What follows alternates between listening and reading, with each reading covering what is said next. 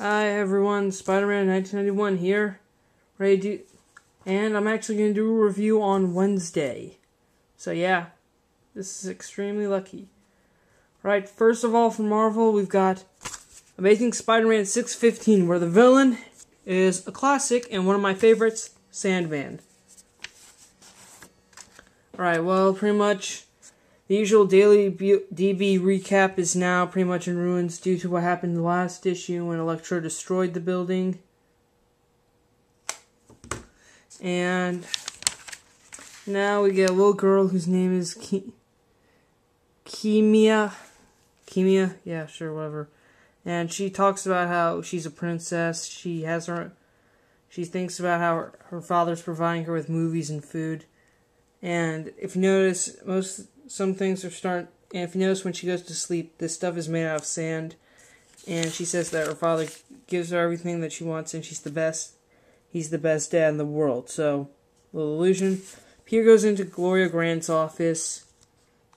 It's at City Hall. He gets his assignment from Gloria to help against a problem against the crime in the crime lab, saying that Carly Cooper is accused of stealing murder weapons used. Meanwhile, Jonah and Robbie are at the ruins of the Daily Bugle. They start talking, and how Jonah is faced with the decision to declare the building a ruin, and that he can't do it. He asks Robbie what he should do, and Robbie says to do the right thing. So Peter starts taking some snap pics at the crime lab. Carly says she's innocent. Peter notices some grains of sand on the evidence bags. So then he realizes who could have taken it. So then Peter swings off in Spidey winter attire, and he goes off trying to figure out who the first murder victim was, and he finds out that she was obsessed with supervillains. And then he finds out that her daughter went missing a few months ago from a talking snowman. So apparently Frosty's now killing. So it's either the Sandman or Frosty, the magic snowman, has begun child abduction. Now then, Spidey then goes to see Betty Brant if she can help him, and she looks over the window. He's gone, and he's just right over there, which is pretty funny. And then she gives him some help. Says she says that she's gonna try to continue a blog for the Daily Bugle, and she has her own source of her own, and it's Gloria Grant talking in her sleep. So Spidey goes off. He figures out that Sandman's probably based at Governor's Island. He goes over there. He sees a bunch of snowmen, and he sees the base. He notices there's a bowling alley, a library, a movie theater, and apparently a Burger King. He goes off into the land, calls out Sandman, and then they fight. And then Spidey reveals that he laced his webbing fluid with the compound to desensitize Sandman for a bit. And now it's revealed that Sandman actually made duplicates of himself. So apparently he has new power. And there's a nice little nod to his somewhat 60s costume worn by when he partnered with the Wizard in the Fantastic Five. Fearful Four, whatever the hell they were called. Alright. So far, Sandman I like as a villain. He has character, and I think that this seems like a very interesting storyline, that I probably love.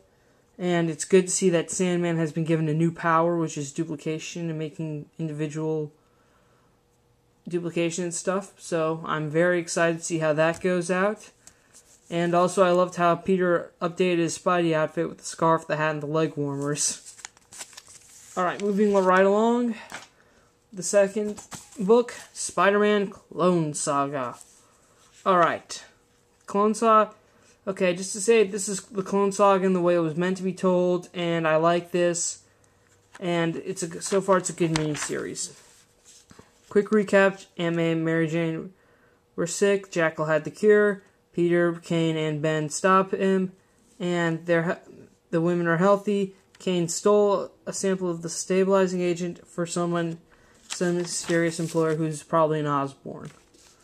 It cuts to Ben fighting Dr. Octopus, stating that the doc notices that Spider-Man's a little different aside from the webbing, but he escapes, and then Ben's saying that Ben's thinking like how Peter enjoys the retirement, and Peter's a little frustrated because he's trying to earn a research grant to get a job at the university to get a free, secure future for MJ and their little baby.